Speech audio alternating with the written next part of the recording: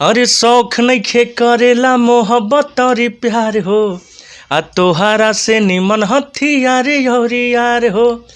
अरे छोड़ दे बुझान तो पीछा न करब, कोई राने हई जान रंगादारी।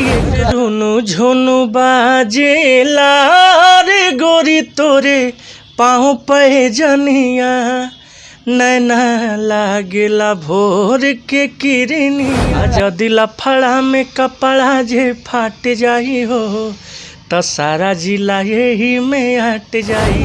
पूरा इलाका में सुने बाबू नाम बा, आ कईल रंगाधारी तो हमारो काम बा। कि सुने पूछ ली है बात तोरे पर भी बजा ले, तो ये एरिया के किंग कुशावाजी का ये रानी परेशान बानी, कि अपन मुँह में दबैले मीठा पान बानी। लागतानी क्यूटी कराव जनी ड्यूटी, ब्यूटी हमारे धूरे धूर हो जाई। तो गुड़े खा के पिलो राजा पानी, हरानी दूर हो जाई। छुमले बाटे के वो मोर जवनिया के, आ देखी जीवा जर जाता बाबू तोर रहनिया सीन हो, हई अमीन हो, आवना नाप दी जवानी के जमीन हो। नमस्कार, बिहार का नंबर 1 न्यूज़ चैनल अपना न्यूज़ चैनल में आपका स्वागत है। और अभी हमारे पास मौजूद है रजनीश रंजन यानी कि कोरियन स्टार। आज हम रजनीश रंजन साहब को मुलाकात कराने वाले हैं और ख़ास बातचीत करेंगे कैसे कोरियन स्टार बने और कौन सा गाना हिट हुआ है। आइए सारी की सारी चीज़ इस वीडियो में आपको मिलेगा। आइए हम चलते हैं, और अभी हम सासाराम में मौजूद है, और आइए हम चलते हैं रजनीश रंजन के पास। आइए। सो आप देख सकते हैं कि यहाँ पर रजनीश रंजन जी यहाँ पर है। तो आइए सबसे पहले इनसे मुलाकात कराते हैं। आइए, नहीं कैमरा मैन से थोड़ा इधर आ जाइए। भैया सबसे पहले अपना न्यूज़ चैनल की तरफ सबका स्वागत है। और कैसे भैया? हम बहुत बढ़िया बानी, आप बताएं किशन बानी? बहुत मस्त है। और आप बताइए कि आपका गाना काफ़ी वायरल हुआ था कि कुशवाहा जी के नाम आवा जी। और देखिए जितना भी भाई लोग देखा था सबको के तहे दिल से प्रणाम बा, और अपना न्यूज़ की तरफ से भी। और आप सब सपोर्ट ऐसे ही करत रहें जब भाई के अपना न्यूज़ के। गाना तो मान लीजिए गाना गीत गौ नहीं हो रहा बा अपन चीज़ बाटे। कौन गाना पूछत रहनी है? कुशवाहा जी के नाम वाला। हाँ, गाना एगो आयल रहा, बहुत प्यारा गाना, रजनीश रंजन ऑफिशियल पर। बहुत अच्छा आप सबके सपोर्ट प्यार मिलल, ओकरा खातिर तहे दिल से धन्यवाद। गाना आप सब ओकरा कितना प्यार देनी जाए कि आज 2 लाख पहुँचे वाला गाना बाटे। एगो नया एकदम छोट चैनल से नया चैनल के ओपनिंग भइल रहा, वही चैनल पर गाना रिलीज भई रहे। ओकरा खातिर तहे दिल से धन्यवाद भाई के सपोर्ट करे खातिर। और आपका गाना वायरल होता है, हई रंगदार कोरियन से चलती जी गाना था, कोरियन हई जान रंगदारी करम, बहुत ही प्यारा गाना। तो सबसे पहले हमारे दर्शकों के बीच एक गाना हो जाए। दबंगई टाइप के गाना रहे। अरे शौख नइखे करेला मोहब्बत और प्यार हो, आ तोहरा से निमन हथियार और यार हो। अरे छोड़ दे बुझान तो पीछा न करब, कोई राने हई जान रंगादारी करब, कोई राने हई जान रंगादारी करब। अच्छा जी। आप ये बताइए कि क्या आप जातिवाद से गाना स्टार्ट किए हैं गाना गाने के लिए? जी नहीं, जातिवाद तो अभी हमने के हाल फिलहाल मैंने 2 साल से गावत नहीं जा। ओकरा पहले तो सब बढ़िया बढ़िया गीत आवत रही सन। तो सबसे पहले हमारे दर्शकों के बीच एक बढ़िया सा गाना हो जाए ताकि दर्शक भी जाने कि कौन सा गाना है। एगो गाना हमार अब तक के सबसे फेवरेट गाना बा, ओकरा हम हमेशा सुनीला, अच्छा लगेला, बहुत ही प्यारा गाना। अरे रुनु झुनु बाजेला रे गोरी तोरे पाँव पे जनिया, नैना लागेला भोर के किरनिया।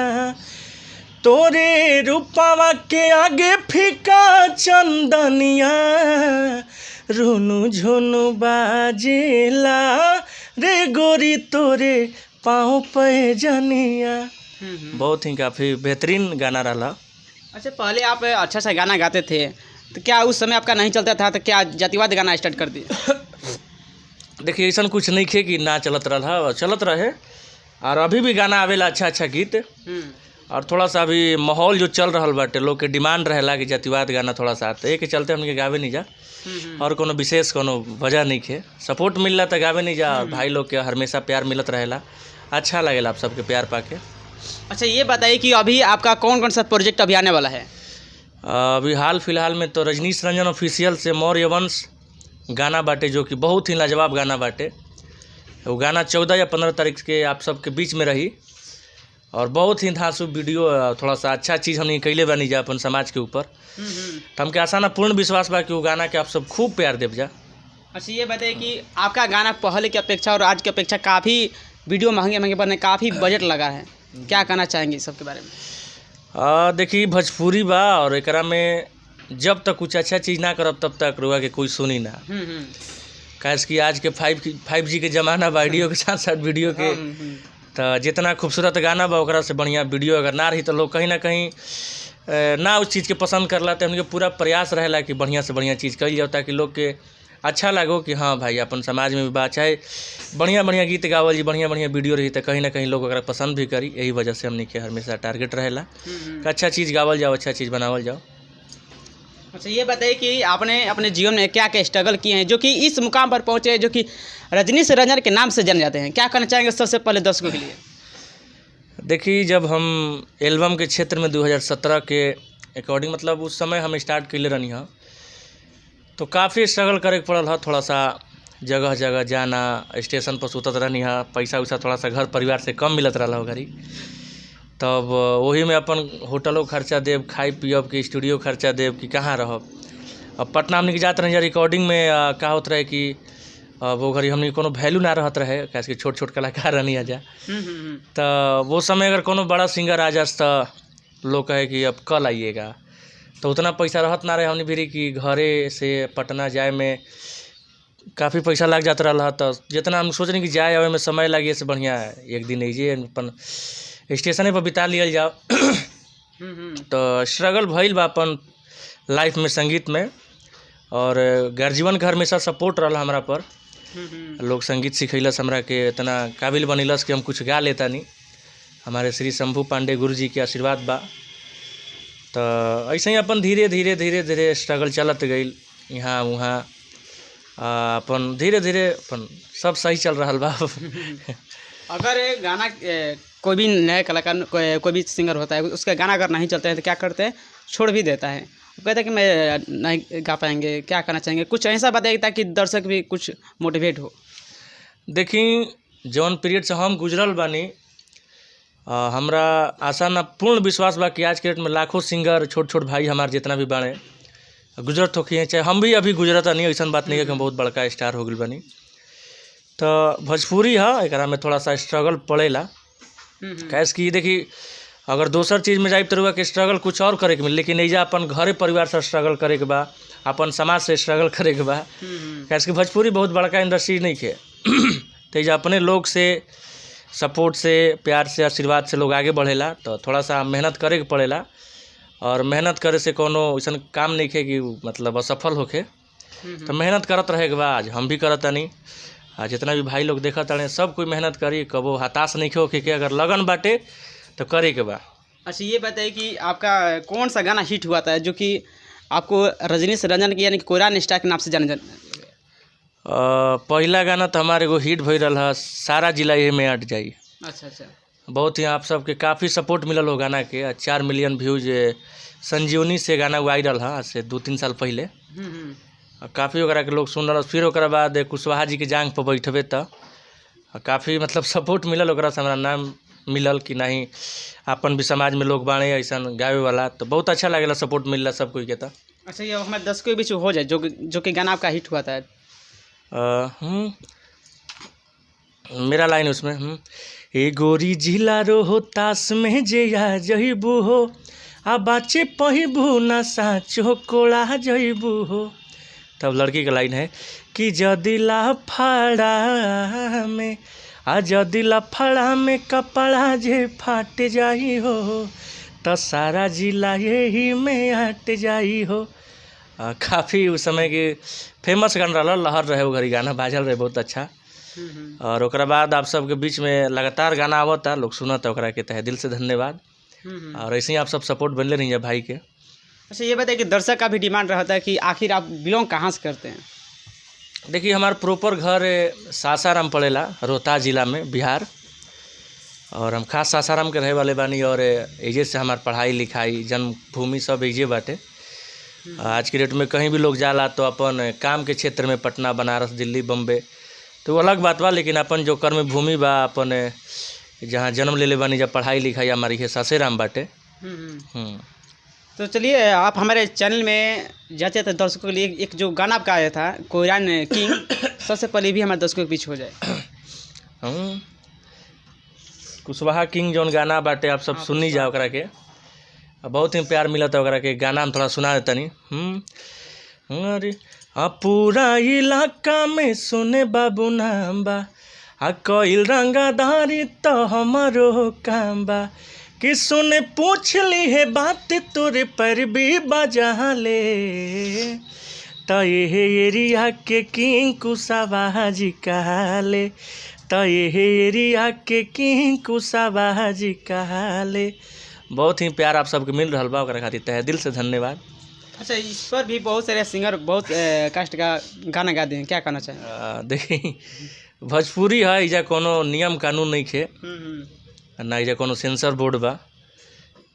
मान ली स्टार लोग बा, वो लोग सुधरते नहीं खे, तो नया नया सिंगर का हम का आज के तो स्टार लोग भी छोटे कलाकारों गाना कॉपी कर रहे हैं, क्या सही है? कोनो मैटर आवता देखा तनी कि अब स्टारे लोग ओकरा के 10 गो सभी कोई अभी गावे लगता, तो अच्छा चीज़ नहीं खे। इस चीज़ के सब कोई अपन अपन मैटर गावो, छोट कलाकार के मैटर चुरा के गा देना। भाई आप खुद ऑलरेडी स्टार हैं, आपको लोग आपसे प्रेरणा लेता है, आपसे लोग सीखता है, आप यहीं कीजिएगा तो फिर नए नए सिंगर क्या करेंगे? आपके यहाँ 10 लोग राइटर हैं जो आपके पीछे पीछे घूमते हैं, आपके साथ रहते हैं लोग, तो अब बताइए 10 राइटर रखने से क्या फ़ायदा है जब आप गाना चोरी करके ही गाते हैं या लिखवाते हैं? तो ये सब अच्छी बात नहीं है।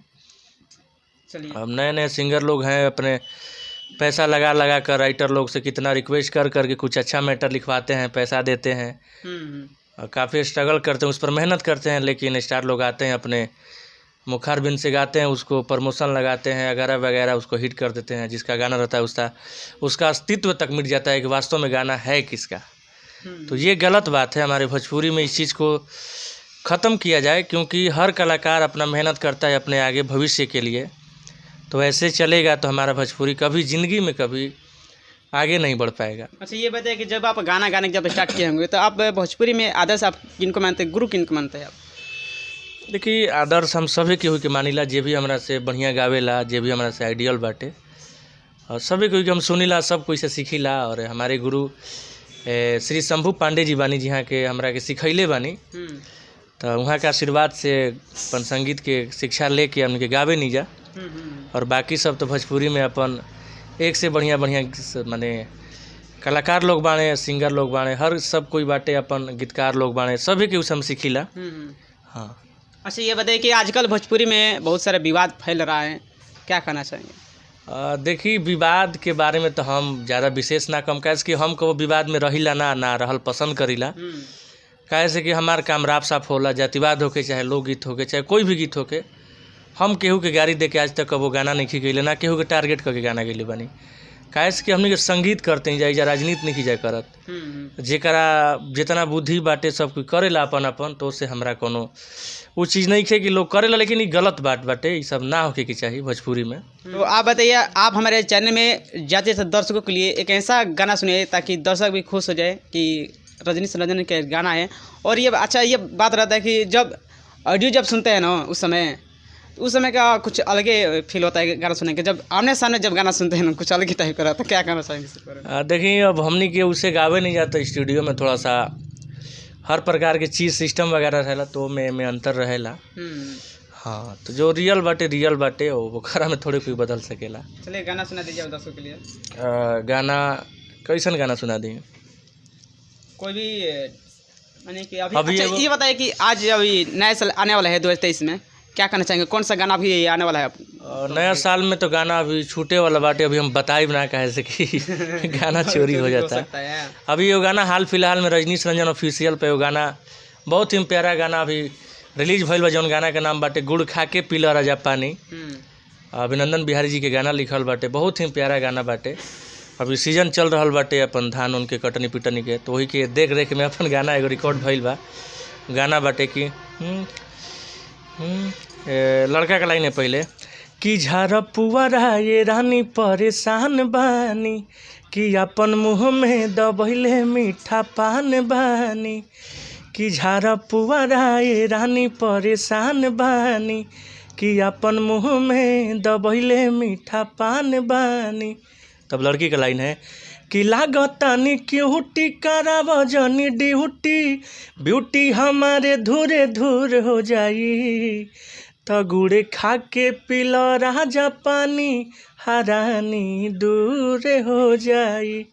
बहुत ही प्यारा गाना बा, ओकरा के आप सब सुनी जा और रजनीश रंजन ऑफिशियल के आप सब सब्सक्राइब करी जा, भाई के सपोर्ट करी जा। अच्छा ये बताए कि जो ये आपका गाना क्या है अमीन वाला, इसमें क्या दर्शाया गया है? अमीन वाला गाना कोनो खास चीज़ नहीं खे, में थोड़ा सा मैटर यूनिक रहा और भोजपुरी में थोड़ा सा चटकदार होखेला, में कोनो अश्लील नहीं खे। बहुत ही प्यारा गाना बाटे, ओकरा हम सुनावा तनी। बेबी फिल्म पर गाना रिलीज भइल बा, बेबी फिल्म भोजपुरी पर अभी 2 दिन पहले ही भइल बा। अरे कि आज ले न छुअले बाटे केहू मोर जवनिया के आ देखी जीवा जर जाता बाबू तोर रहनिया से कि काहे ऐसे देख ताड़े लागे फेरा में तू बाड़े आय अबे देख ले बेजेल वाला सीन हो। तब मेरा लाइन है कि बाड़ू हसीन हो हई अमीन हो आवना नाप दी जवानी के जमीन हो बाड़ू हसीन हो हई अमीन हो आवना नाप दी जवानी के जमीन हो। चलिए चलिए, अब हमारे चैनल में जाते जाते दर्शकों के लिए आप क्या कहना चाहेंगे? हम इतने कहब कि आप सब भाई के ऐसे ही सपोर्ट करी जा और जितना भी भाई हमारे भोजपुरी से प्यार कर ले और जे भी अपन समाज से प्यार करला सभी कोई अपन भोजपुरी के बचाई जा और हमेशा आप सब कलाकार के सपोर्ट करी जा। कैसे कि कलाकार के जब तक आप सब सपोर्ट ना करो जब तब तक कुछ नहीं खे। कैसे कि कलाकार खातिर हुआ सब श्रोता रूपी भगवान बानी जा, आप ही सबके सपोर्ट से प्यार से लोग गावेला, इतना मोटिवेशन मिलला कि ना और अच्छा अच्छा गीत गाई जा। और आप सबके जिस प्रकार के गीत लागत हो कि ना भैया रुआ ऐसा गाना गाई बाबू ऐसा गाना गावा, तो आप सब जरूर कमेंट बॉक्स में अपन राय देम जा कि इस प्रकार के गीत आवे के चाहिए। अच्छा लास्ट एक सवाल रहेगा, जब आप जातिवाद जब गाना जब स्टार्ट किए हैं तो उस समय कोई ये नहीं रुका कि ऐसा गाना क्यों गा रहे हैं, कोई धमकी ऐसा नहीं मिला आपको? देखिए धमकी तो मिलत रहेला लेकिन वैसा कोनो बड़ा चीज़ नहीं खे हम नहीं खाती। कैसे कि अब हमनियों को ऐसा बुझात नहीं है कि चूड़ी पहन के नहीं जा बैठल। कैसे कि अब मान ली नवयुवक फ़ोन करी हैं, अगर प्यार से बतियावल जाए समझावे नहीं जाए कि भाई तहरा जात के तमनी के वो बुराई नहीं खींचा करत ना कि वो कैले बन जाए। कैसे कि हमनी के टारगेट ना रहेला कि कोनो भी जात के निगलेक्ट करके या ओकरा के गलत ठहरा के टारगेट करके गीत गावल जाओ। और हमनी के टारगेट रहेला कि अपन समाज के हमनी के बढ़िया बढ़िया गीत गावल जाओ ताकि अपन समाज में भी लोग कहे कि ना हमारे समाज के भी लोग हैं, हमारे समाज में बढ़िया बढ़िया गाने वाले। तो धमकी के बात होत रहेला कबो कबो अपन। चलिए आप हमारे चैनल में आप इतना समय दिए इसके लिए बहुत बहुत धन्यवाद। चलिए सब कोई के तहे दिल से प्रणाम और इसे आप सब भाई के सपोर्ट करी जा और अपना न्यूज़ के सब्सक्राइब करी जा। जय हो। चलिए मिलते हैं किसी और वीडियो के साथ, तब तक लिए धन्यवाद।